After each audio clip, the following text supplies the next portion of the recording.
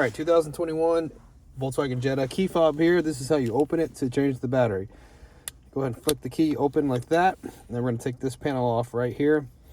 We're going to do that using the slot where the key popped out. So get yourself a flathead screwdriver and go to this edge right here and just push up on this edge with your screwdriver.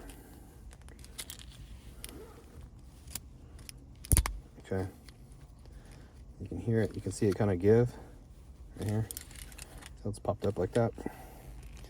Then you can just pry the rest of it up. Okay, turn it upside down.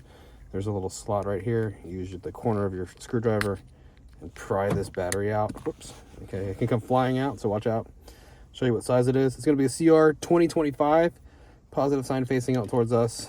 I'm going to stick it into, with the remote held like this, the left side first, and lock it in like that. If you need a battery, go to the description box. There'll be a link there and the size. I'll take it to Amazon where you can buy a new one. Now with the cover, we're going to put it in the left side first, like that, and we're just going to push it down and lock it down. Put the key back. If it goes back, you're all done. Hope the video was helpful. If it was, appreciate it. Hit the like button for me. Leave me a comment if you could. Hope to see you in another video.